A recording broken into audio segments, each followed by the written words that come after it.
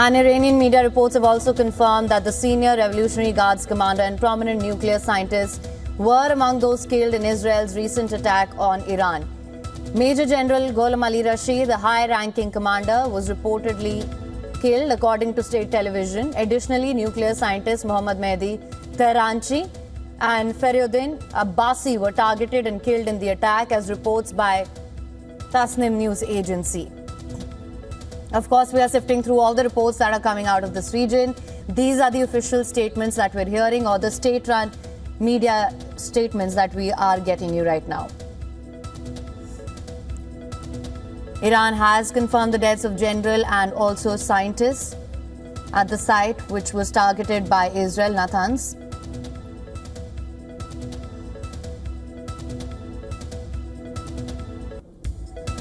Iranian media has reported that a senior Revolutionary Guards commander and prominent nuclear scientist were among those killed in Israel's recent attack on Iran. Major General Gholam Ali Rashid, a high-ranking commander, was reportedly killed, as per the state television.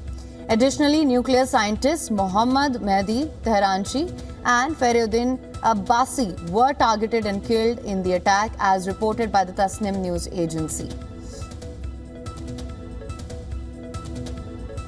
Earlier, we also got a statement from Iran's Supreme Leader Ayatollah Ali Khamenei, who said that Israel will receive harsh punishment. Iran's Khamenei has warned that Israel faces a bitter and painful fate.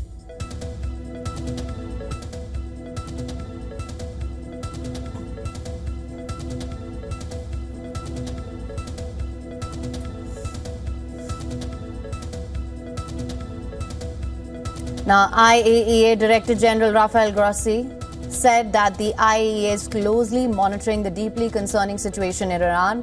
Agency has confirmed that Natanz site among the targets. The agency is in contact with Iranian authorities regarding the radiation levels to monitor if there's any nuclear contamination. They've also said that we're in close contact with our inspectors in the country. So that is where things stand at the moment. The IAEA Director General Rafael Mariano Grossi has said that IAEA is closely monitoring the deeply concerning situation in Iran, and the agency can confirm that Natanz site was among the targets.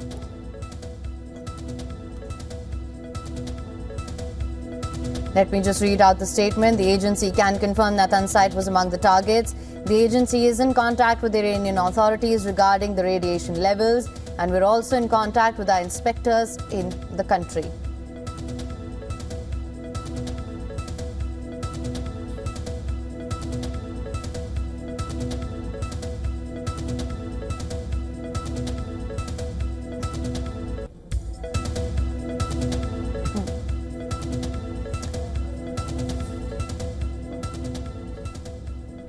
For more on this, we're now being joined by Ruthie Bloom, former advisor at Office of Prime Minister Netanyahu, author, award-winning columnist as well.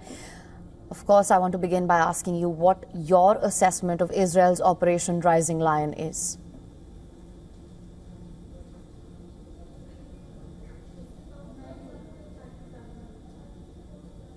Ms. Bloom, I hope you can hear me.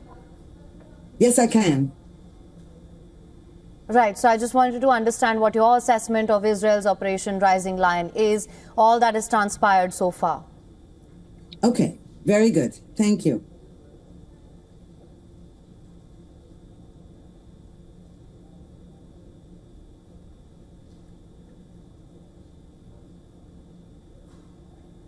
All right, so this is the latest that we do know so far. That Iranian media's reports have confirmed that a senior Revolutionary Guards commander and prominent nuclear scientist were among those killed in Israel's recent attack on Iran. Major General Gholam Ali Rashid, the high-ranking commander, was reportedly killed, this as per the state media. Additionally, nuclear scientists Mohammad Mehdi Tehranchi and Faryuddin Abbasi were targeted and killed in the attack, as reported by the Tasnim news agency. Israel has launched its Operation Rising Lion, in which it targeted sites in Tehran as well as nuclear facilities. It said that the aim was to hit Iran's nuclear power, as well as this was in retaliation to Iran's repeated aggression. If I were to just read out the statement of the IDF Chief of the General Staff, we have begun this operation because the time has come We are at the point of no return. We cannot afford to wait for another time to operate. We have no other choice. This is the statement that I'm reading out. Recent and past events of history have taught us that when the enemy is attempting to destroy us, we must not turn a blind eye. We need to fight for our existence. Freedom was given to those willing to fight for it. I believe we have Ms. Ruthie Bloom back online with us. Ma'am, I hope you can hear me now.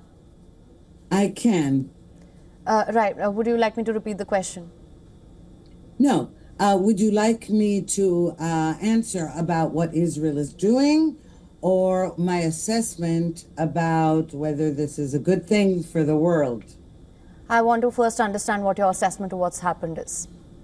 Okay, what's happened is that Israel clearly has been planning this for a very long time, and while President Trump was attempting to negotiate with the Iranians about their having two choices, either that they destroy their own nuclear facilities and stop enriching uranium, or that they would be attacked.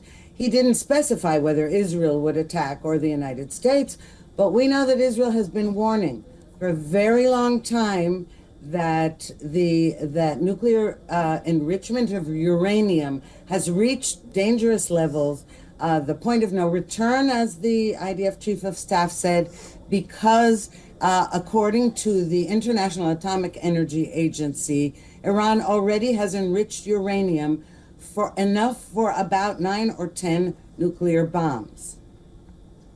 Right, absolutely. And that being said, of course, you mentioned that the United States was in talk with Iran when it came to the nuclear talks as well. Iran had made it clear that enrichment of uranium, that is a red line, and that is something they were not willing to negotiate on, and that remained a bone of contention as well. You're also right to say that Israel had given a warning in the lead up to this as well. That being said, from where things stand right now, how do you see things unfolding going forward? Well, I see in the bigger picture that the Iranian people are probably relieved that this will give them the opportunity to overthrow their regime. That's in the bigger picture. In the immediate term, I think we're going to see a few days of more attacks, and also Israel is anticipating a retaliatory strike from Iran. What we do know so far, or reports are, that Iran attempted to fire a bunch of missiles at Israel, but Israel intercepted them before they left Iranian airspace. However, all Israelis have been warned to stay very near their bomb shelters, and tomorrow there's going to, and Friday, no school, no work. People are advised to stay off the roads and stay near shelters, because Israel is anticipating a serious retaliatory strike from Iran. Right, and just to expand on that further, I wanted to also understand what you see the scope and extent of United States involvement will be in the aftermath of this. You know, I think that the United States has made it clear, and I think Israel has made it clear to the United States, that this is not a U.S. attack. However, it is done with U.S. tacit approval, at least. At least the U.S. did not prevent Israel from doing what it needed to do to, listen, it's an existential threat for Israel. It actually is an existential threat to the region and the whole world. But Israel is very close, is closer to Iran, and also Iran has specifically threatened to wipe Israel off the map. Now, the United States, as I said, I think has given tacit approval without actually participating in these strikes. Whether that will change in the near future, I don't know. But I think that it's clear that President Trump gave the green light to Israel to do what it had to do. Right, and just on that, I also wanted to understand what your assessment of the strength and capabilities of all the sides involved as well, because we do know that Israel is fighting multiple wars on multiple fronts at the moment. So where does Israel stand when it comes to this? Well, you know, it's interesting because back in October, Israel launched an attack on Iran that severely weakens its air defenses. And it was a very important strike because it made Iran vulnerable to this kind of attack.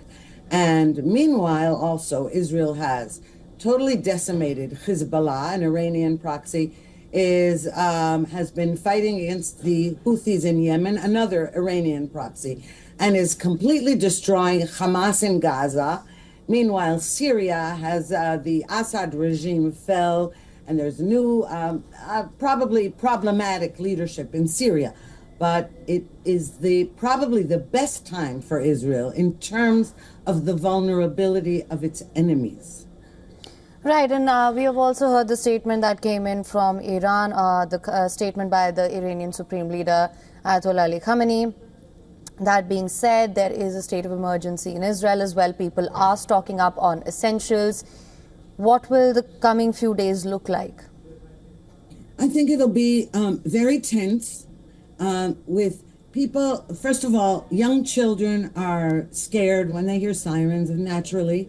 Being in bomb shelters, some are nicer than others. Some people have bomb shelters actually in their homes or in their apartment buildings, and some people don't, and therefore they have to go to public bomb shelters. It's not pleasant, but I'll tell you, most Israelis believe that it's a necessity and that it's not only necessary for Israel, but for the whole Western world, and most Israelis would support this, and I think are cheering at this and hoping that it will be done without a major outbreak of war. I know people say it's going to escalate war in the Middle East, as though there hasn't been a Middle East war going on for now, close to 2 years as it is.